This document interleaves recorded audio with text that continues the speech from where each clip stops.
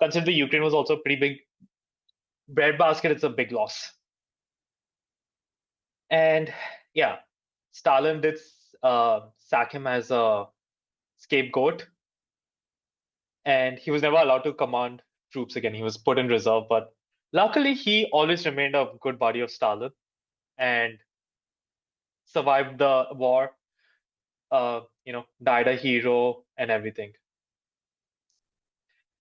I think it was Marshal Konev who said to a Yugoslav communist, Dilas, Budyonny never knew much and never studied anything. He showed himself to be completely incompetent and permitted awful mistakes to be made.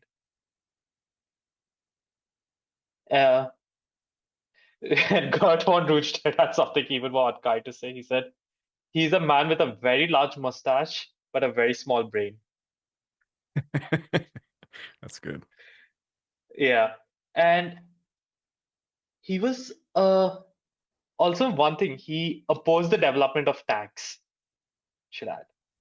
So What? when Okay. yes. So before World War II, there was, which is where even our second character will also play a role. Um, Marshal of the Soviet Union, Mikhail Chizhevsky, really proposed to create a proper panzer, like a tank, a proper panzer equivalent in Russia. Mhm. And he met a lot of opposition, and ultimately it did cost him his life, though his idea proved supreme.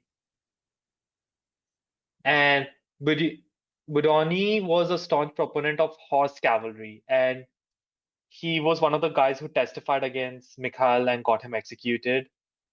And he said that tanks are so inferior to cavalry that it's illogical that it amount to sabotage or wrecking of the Soviet armed forces.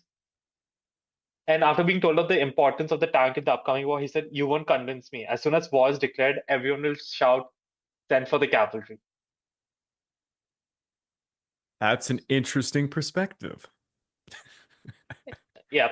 I really would like to see, like, a few corps of Russian horsemen and Cossacks on horseback against a panzer column. Let's see that one day. I'm trying to imagine how the Russians would have learned that lesson in the Russo-Japanese War and then again in World War I. And for this guy to start saying that now, that is really interesting.